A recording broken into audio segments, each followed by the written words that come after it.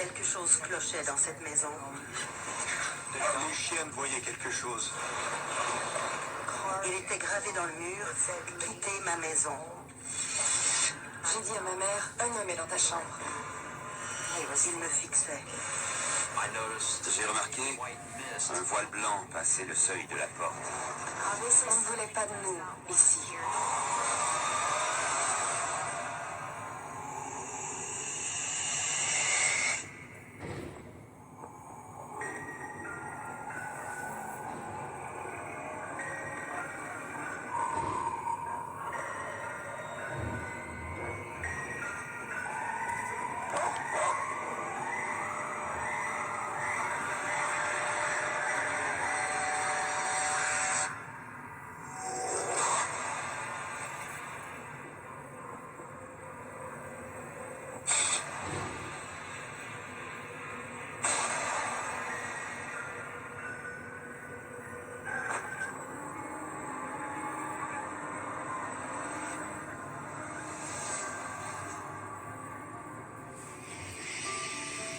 Vivi, Indiana. Voici la ville où Laura, une mère monoparentale, a élevé ses 2 filles. Puis, elle a rencontré Roger, un homme de la région de qui elle est tombée amoureuse. Laura et ses filles ont aménagé avec lui. Une vie nouvelle s'annonçait pour chacun d'eux. Je m'appelle Laura Satterfeld. Roger et moi, on s'est rencontrés en décembre 2001. On ne s'est plus instantanément. Je commençais une nouvelle vie. Le quotidien à 4 était différent de ma vie d'homme seul.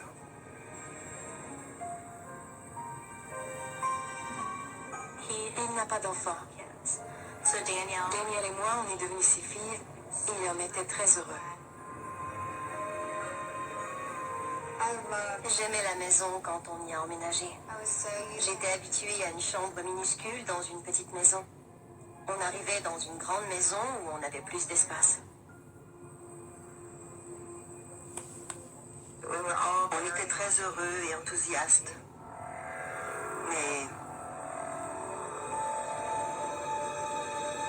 la première fois que je suis entrée dans cette maison, j'ai senti que quelque chose clochait entre ces murs.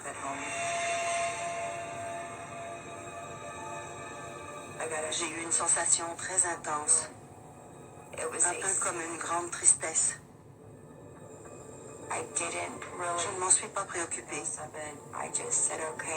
Je croyais qu'il valait mieux laisser passer cette sensation.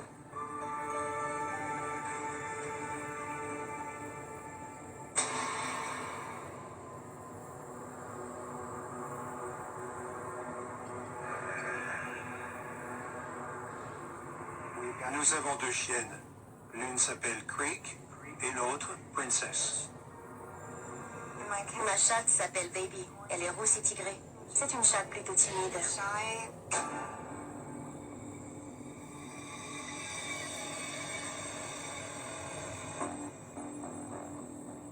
Princess s'est mise à déchirer des objets. Tout ce sur quoi elle pouvait mettre la patte, elle le déchiquetait. Ce n'était pas dans ses habitudes. Princess est une chienne qui est normalement tranquille.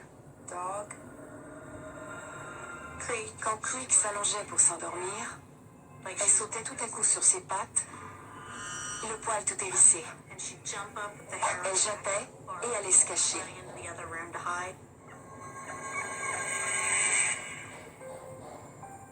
Ma mère jetait un coup d'œil à l'extérieur pour voir si quelqu'un arrivait ou marchait sur le terrain. C'est le genre de raison pour laquelle la chienne aurait pu japper. Mais on n'a jamais pu trouver aucune raison logique qui expliquait pourquoi elle allait se cacher. On ne voyait rien qui aurait pu l'effrayer. Creek m'inquiétait. Elle avait très peur.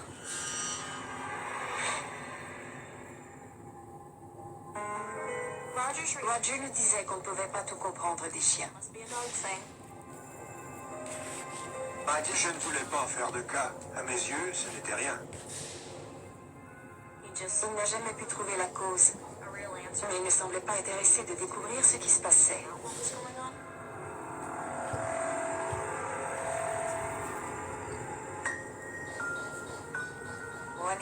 Un soir, Roger et moi étions assis devant la télé. Creek était sur un canapé alors que Princess était allongée sur l'autre. Tout à coup, Creek a soulevé le museau et a jappé. Princess grognait et elle est allée dans l'autre pièce. Baby remuait la tête de gauche à droite. Je me demandais ce que Baby pouvait bien voir. Puis j'ai levé le regard et j'ai vu un nuage se déplacer sur le mur.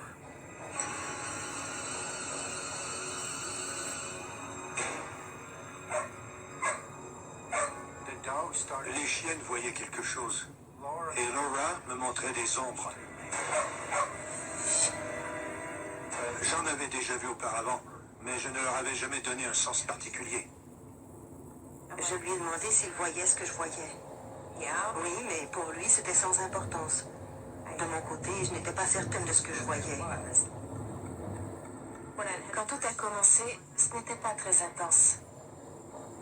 Ça se produisait pendant de courts moments, ici et là. On se demandait toujours ce qui se passait, mais la plupart du temps, on n'en faisait aucun cas et on mettait ça de côté.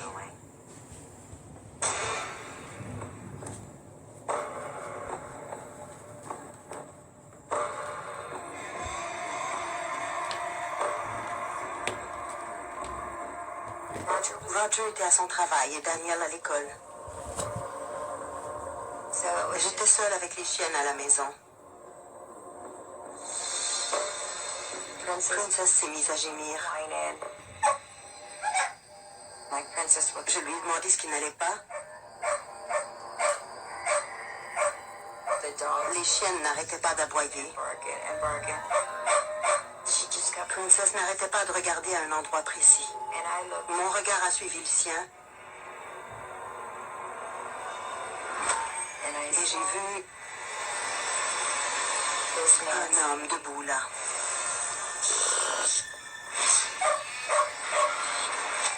J'étais terrifiée. On aurait dit qu'il était de l'époque de la guerre de sécession. Il portait des médailles sur ses épaules. Il avait un chapeau. Il était grand. Et il me fixait. Ses yeux étaient très sombres. Il me regardait droit dans les yeux. Et ça, je ne l'oublierai jamais. Sur le coup, ça m'a paralysée. Mais ensuite, je suis sortie de la pièce en courant. J'étais terrifiée. Princess et moi, on est allés dehors, sur la véranda, et on est resté là jusqu'au retour de Roger. Je me demandais sans arrêt si j'avais bien vu. J'étais peut-être folle, ça ne s'était peut-être pas produit. Mais ensuite, je me suis dit que je n'étais pas folle, il était vraiment là.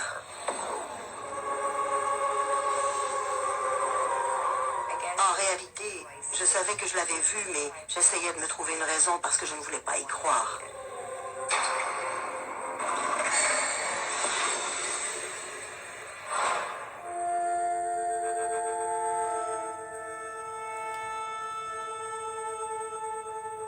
Je n'ai rien dit à Roger.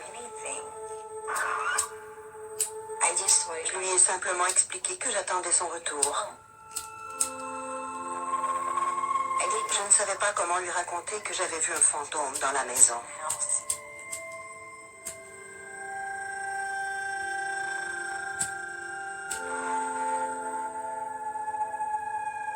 La routine a repris son cours. Mais c'était devenu difficile d'avoir une vie normale.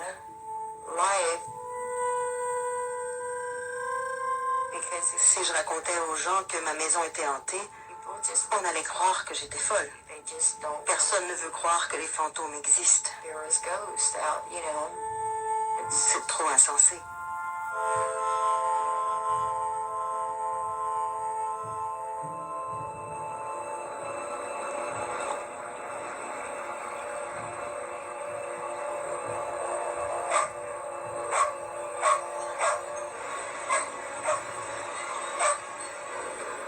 Quand le fantôme entrait, Princess grognait.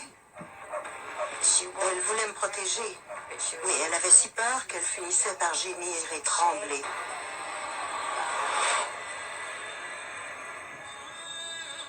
C'est incroyable de constater jusqu'à quel point les animaux sont sensibles aux esprits dans une maison. The spirits in the house.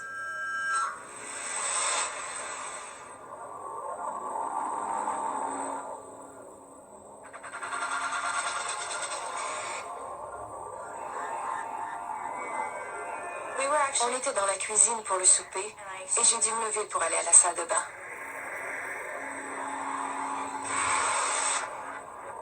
J'ai vu une ombre noire marcher vers la salle de bain. Je suis ressortie en courant et j'ai dit à ma mère, « Maman, un homme est dans ta chambre. » Un homme. Un soldat.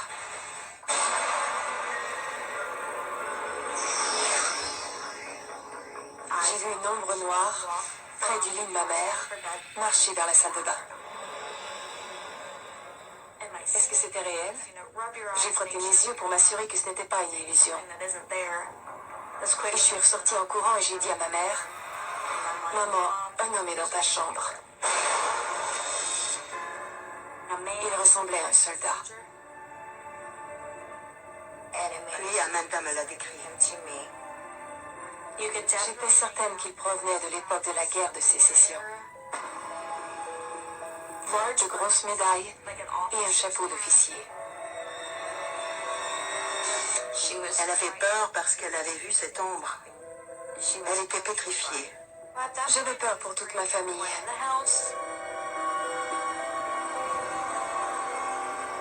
Et il était comme celui que j'avais vu. Je lui ai dit, je sais, il ressemble à un général. Et c'est à ce moment-là que j'ai commencé à l'appeler le général. J'avais enfin une preuve. Je pouvais enfin affirmer que ma maison était hantée. Je n'étais pas folle. La première fois qu'elle m'a parlé du général, je n'ai pas cru que c'était important. Je pensais qu'elle m'en parlait comme si elle avait seulement vu une ombre.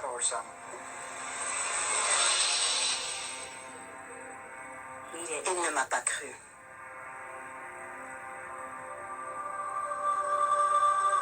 Roger est un sceptique. S'il ne peut pas voir, pour lui ça n'existe pas. Il a dû penser qu'on faisait des blagues. Ou alors, il a cru qu'on était folle.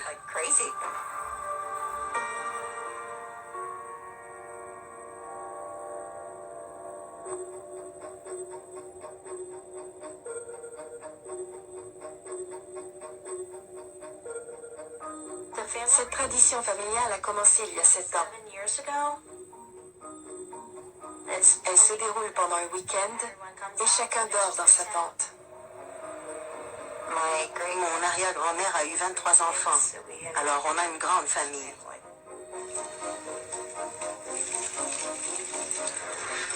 On fait un grand feu de joie dans la cour. Et on a des feux d'artifice. C'est la fête.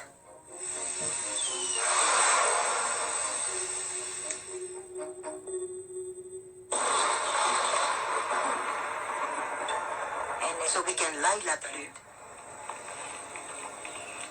Les tentes s'affaissaient et prenaient l'eau. On a dit à tout le monde de rentrer dans la maison. C'était assez grand pour nous tous. On était environ 9 personnes.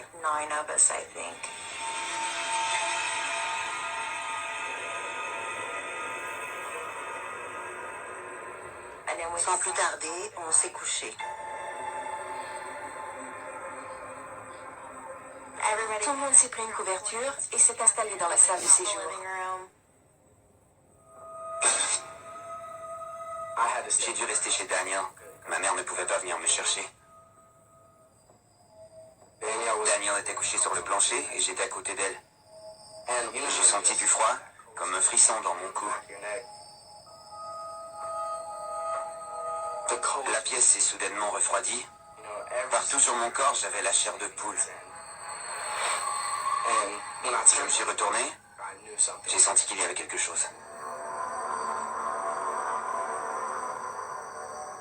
Je voyais une lueur. Comme une lumière réelle, mais qui avait une teinte blanche et bleue. Elle était au coin du mur. C'est comme si des cadavres se tenaient devant moi.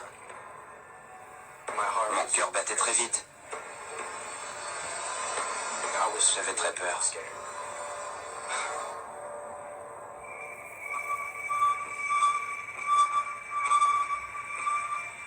C'est à ce moment-là que les manifestations ont commencé. On aurait dit que quelqu'un secouait les canapés et leur donnait des coups de pied. Princess regardait furieusement le plafond comme si elle voulait l'attaquer. Mes maisons d'oiseaux se sont mises à tournoyer à toute vitesse.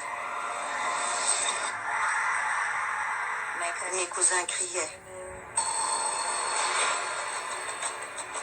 Princess a caché son museau sous le canapé. Elle était en boule sous les couvertures, aussi collée sur ma mère qu'elle le pouvait. Elle tremblait. On était tous couchés les uns contre les autres sur le plancher lorsque quelqu'un m'a demandé ce qui se passait. Tout le monde a couru vers la porte arrière. J'étais morte de peur.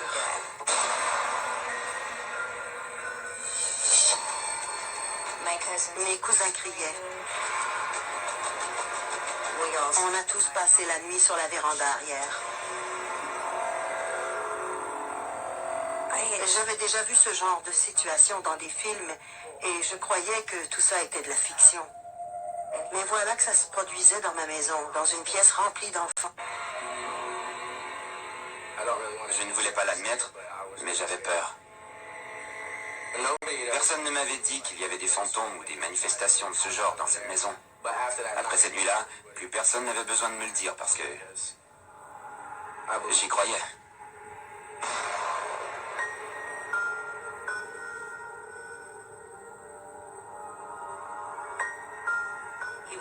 Roger ne savait pas du tout ce qui s'était passé. Il dormait dans sa chambre et il avait des bouchons d'oreilles.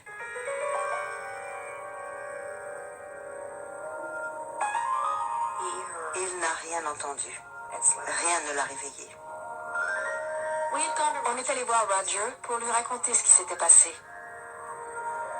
Mais il nous a répondu « Rien de tout ça ne m'est arrivé ». Il était encore sceptique par rapport à cet incident. Ils parlaient tous de ce qu'ils avaient vu. Mais pendant que tout ça s'est déroulé, personne n'a été blessé. Je croyais donc que c'était sans importance.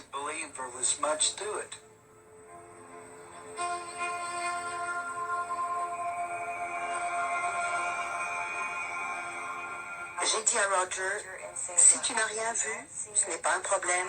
Et si tu n'y crois pas, ce n'en est pas un non plus. Par contre, écoute ce que j'ai à dire, j'ai peur. Je ne voulais pas les voir si bouleversés. Mais je ne savais pas quoi faire d'autre que leur dire qu'il n'y avait probablement rien eu.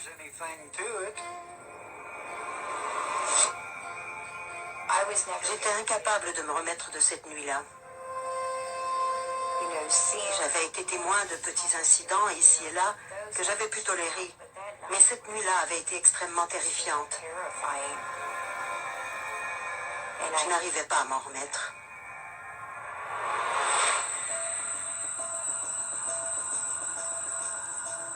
À partir de ce moment-là, j'ai voulu trouver des réponses à tout prix. Laura est allée au bureau d'enregistrement du palais de justice pour trouver qui étaient les anciens propriétaires de la maison. Je m'appelle Martha Bladen. Je suis directrice du musée historique du comté de Switzerland. Nous avons cherché les actes notariés d'aujourd'hui jusqu'à ceux de 1846. J'ai ensuite fait une recherche à partir des noms pour tenter de trouver si l'un des anciens propriétaires avait été un militaire. On a découvert que durant les années 1880, il y avait un homme à qui appartenait cette propriété. Il est mort dans sa maison et il avait fait la guerre de sécession. Fleming Siebenthal a possédé cette propriété vers la fin du 19e siècle.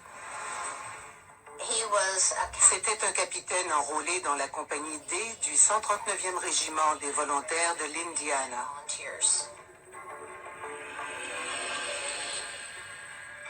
J'ai dit à Roger que j'avais trouvé d'où venait mon général. Je n'étais pas folle.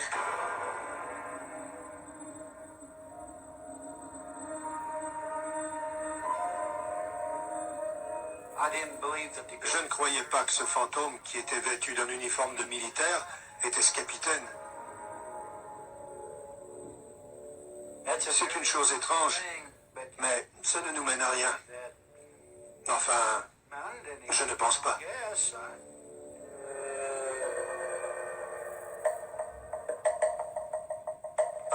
Il ne voulait pas y croire. Roger est une personne tranquille qui n'aime pas les choses compliquées. Si un incident sort de l'ordinaire, il ne va pas tenter de le comprendre. Je lui disais, Roger, je vois des ombres. Amanda aussi. Les chiennes aussi. Tout est là sous tes yeux et tu me dis que c'est autre chose. Pourquoi tu ne veux pas nous croire? Je ne sais pas pourquoi il ne nous croyait pas.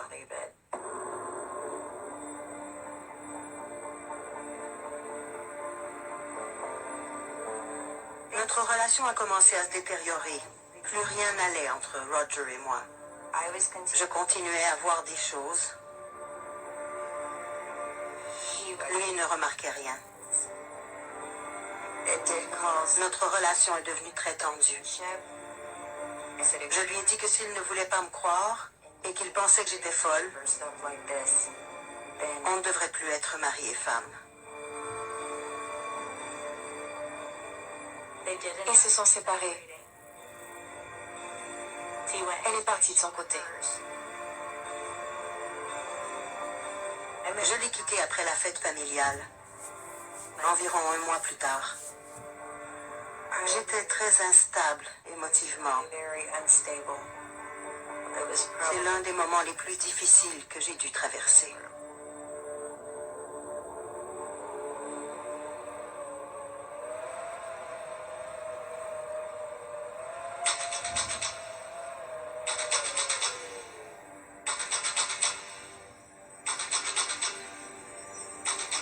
Il voulait que je revienne à la maison.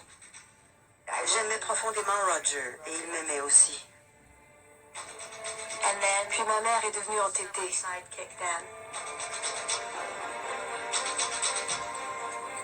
Elle disait que c'était sa maison à elle aussi. Je n'allais pas laisser un fantôme, une personne morte qui ne devrait plus être ici, me pousser à fuir la maison. J'allais rester. Je tentais de mener une vie normale, mais la tension est montée. Mes filles et moi, on jouait aux cartes, quand tout à coup, Princess s'est mise à japper sans arrêt.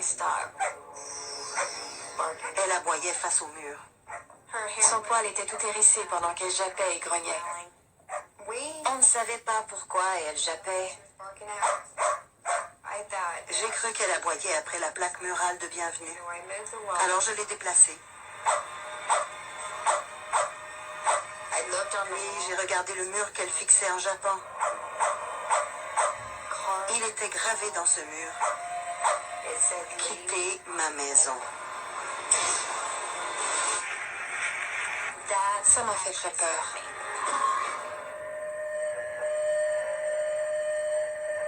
Il va sans dire qu'Amanda et Daniel ont paniqué.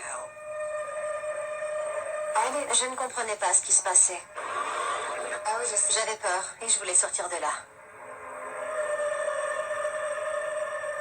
L'inscription les a tellement terrifiés qu'Amanda ne voulait plus retourner à l'étage.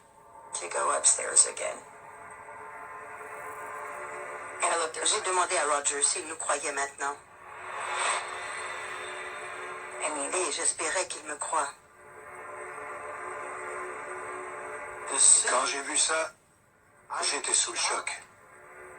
Je ne pouvais plus ne pas les croire. Roger a tout simplement dit qu'il se passait peut-être quelque chose ici. Elle m'a dit, tu vois, c'est vrai. Je lui ai répondu que j'étais d'accord avec elle, peu importe ce que c'était.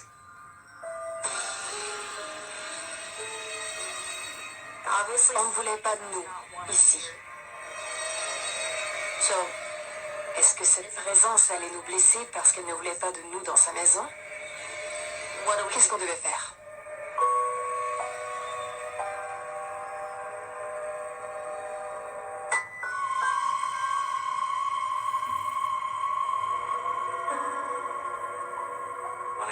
Je m'appelle Matt Foreman. Je suis l'un des cofondateurs de la Northern Kentucky Paranormal Society.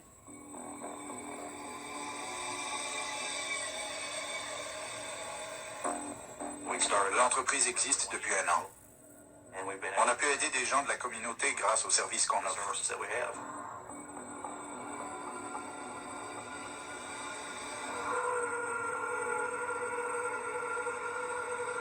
Après avoir entendu l'histoire de Laura, on devait aller vérifier ses affirmations. On avait apporté différents appareils avec nous.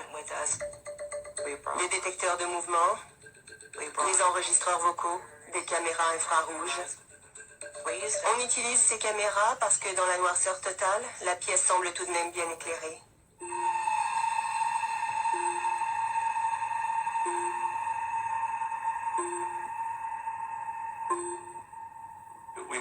On s'est assuré de bien installer les caméras. Il y avait eu de nombreuses manifestations dans cette pièce. Un soldat ou un général avait été vu. On voulait que cette pièce soit bien surveillée.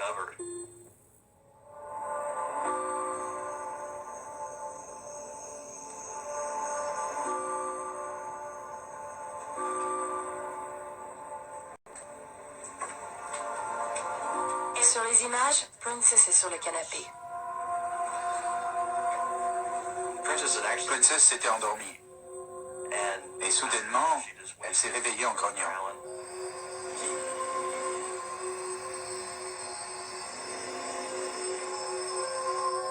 Elle aboyait vers le coin de la pièce. Comme si elle allait se faire attaquer. Elle ne semblait pas aimer ce qu'elle voyait.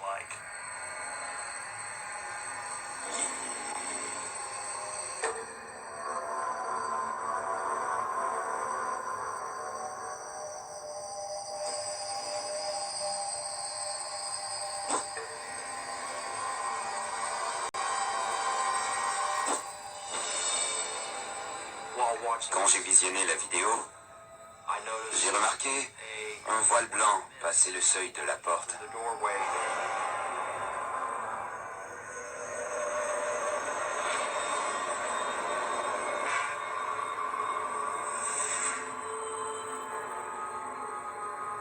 J'ai remarqué un voile blanc passer le seuil de la porte.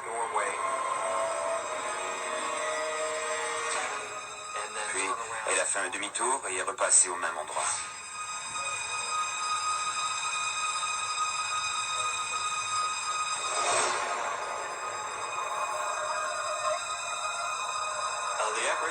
L'apparition qu'on a captée a une forme humaine. On peut reconnaître la tête et les épaules. On voit rarement ce genre d'apparition avec une forme humaine sur une vidéo. On a capté cette image où avaient lieu les manifestations. C'est extraordinaire.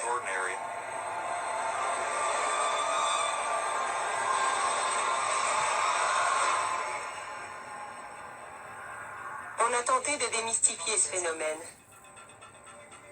On a essayé de recréer l'apparition de différents angles pour savoir si elle provenait de la fenêtre. D'aucune façon on y est arrivé. On a fait des essais avec la caméra hors foyer.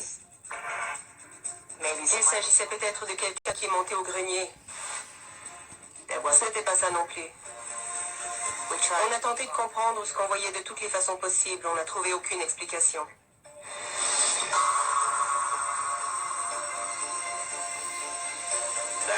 C'est incroyable d'avoir pu trouver une preuve qui corrobore leurs affirmations.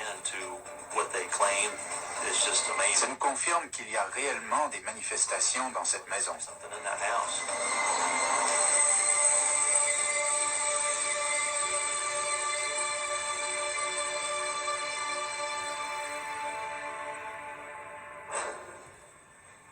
Are you the uniformed soldier that they see walking back and forth through the house?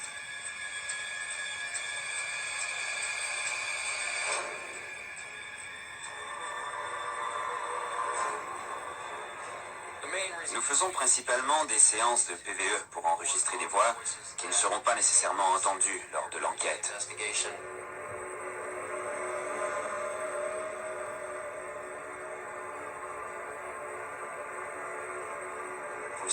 On s'assoit et on pose différentes questions dans le but d'obtenir des réponses. Are you trying to fight us? Do you think that we want to harm you? Do you want the people that are living here to leave? You know you need to learn to coexist with this family. You need to either learn to coexist with them, or you need to leave here. Quit scaring the homeowners, quit scaring the pets.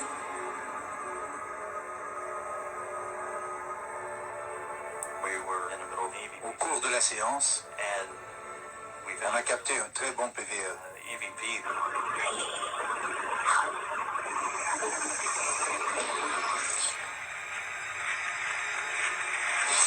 C'était une voix grave It's kind of like a qui whisper. murmurait « Quittez maison ».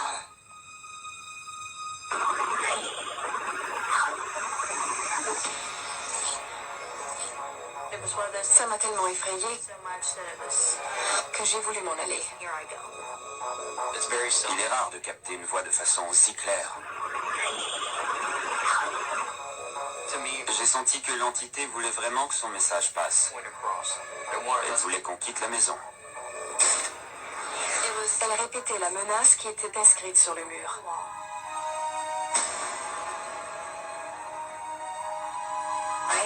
Il y avait eu le message sur le mur et maintenant la voix enregistrée.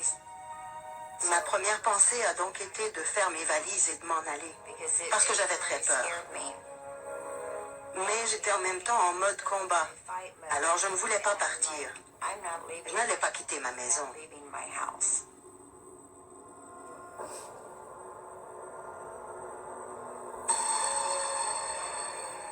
J'avais très peur pour moi, ma mère, Roger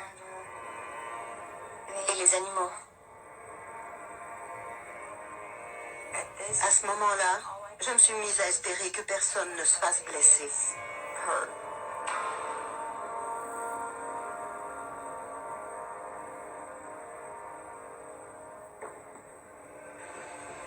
I fill this house with light and love.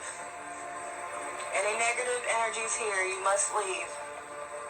Je suis ministre ordonnée. J'ai donc proposé à Laura de bénir sa maison. Quit harming the family. Any negative voices that's here must leave the house or coexist with the family and quit harming them and the animals. Je disais aux esprits que j'allais bénir la maison, qu'ils devaient coexister avec la famille ou quitter les lieux. You must quit bothering this family. You must quit bothering the animals. You must quit physically harming anyone in this home. Any negative energies must leave this home. J'étais tout près de la fenêtre, over by the window. Les autres enquêteurs étaient à ma gauche. Matt se tenait à environ 1 mètre de l'escalier, près du lit.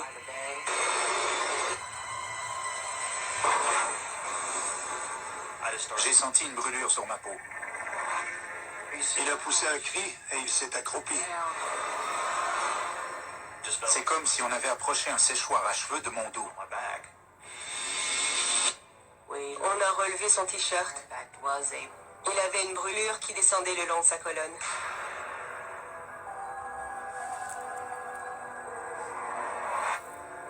Rien n'avait pu causer ça. Je n'avais touché à rien et je n'étais pas appuyé sur quelque chose. Puis je portais 2 t-shirts. Et cette marque est apparue. J'ai cru qu'il avait des allergies. Alors je lui ai posé la question. Mais il n'avait aucune allergie qui aurait pu expliquer cette brûlure. On a jeté un coup d'œil aux alentours pour trouver une explication logique. Mais rien n'avait pu être la cause de cette brûlure. J'étais sous le choc parce qu'un incident comme celui-là était survenu à quelqu'un dans ma maison. C'était effrayant. Mais c'est comme s'il y avait un démon dans la maison. On avait affaire à une entité hostile. Il est rare de se retrouver face à ce genre d'entité. J'espérais que personne d'autre ne soit blessé.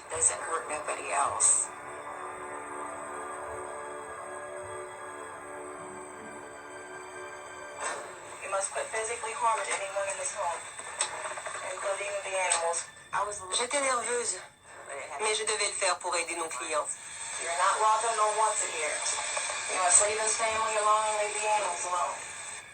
J'étais au dernier étage de la maison.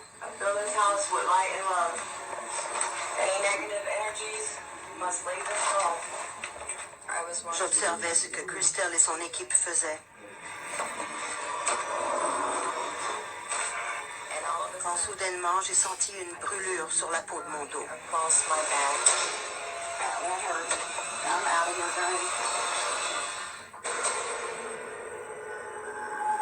Pendant la bénédiction, j'ai senti une brûlure au dos.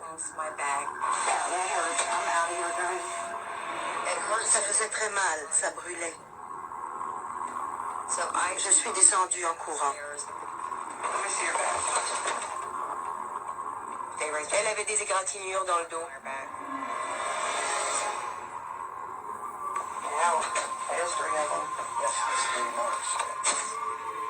On a regardé autour de nous pour trouver une explication, mais il n'y en avait aucune. Son dos était égratigné. Ça ressemblait à des coups de griffe. J'ai eu peur pour Laura à ce moment-là.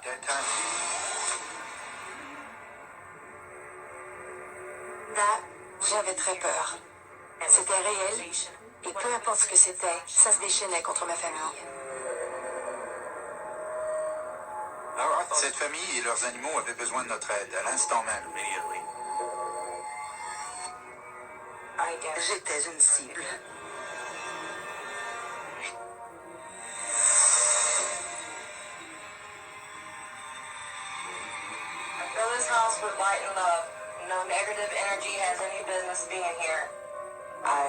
J'ai fait la bénédiction avec de la sauge. Je l'ai utilisée pour la famille et les animaux aussi.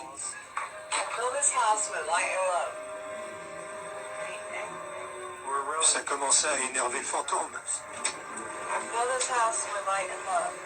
Je suis allée partout dans la maison.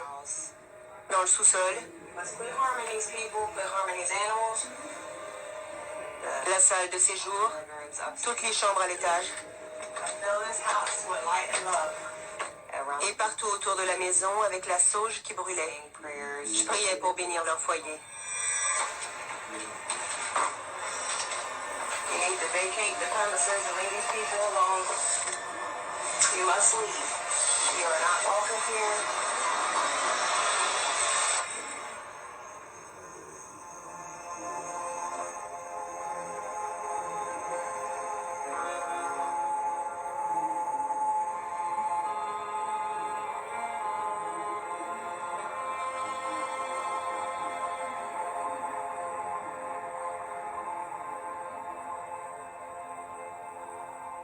Après la bénédiction, la maison est redevenue normale. Je me suis sentie beaucoup mieux après la bénédiction. Ils nous ont débarrassés de toute cette énergie négative. Il n'en reste plus rien. Plus rien ne va nous blesser. Laura a eu un air de soulagement vraiment incroyable.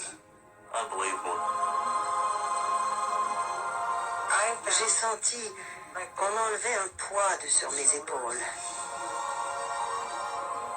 Mes chiennes étaient là avec nous. Elles remuaient la queue et elles avaient un air enjoué. Alors je me suis dit qu'elles avaient dû ressentir le changement. Il n'y avait pas que moi. La bénédiction avait fonctionné. On pouvait alors dire qu'il y avait eu des fantômes dans la maison. Je crois aux fantômes. Je n'y croyais pas avant, mais maintenant, oui.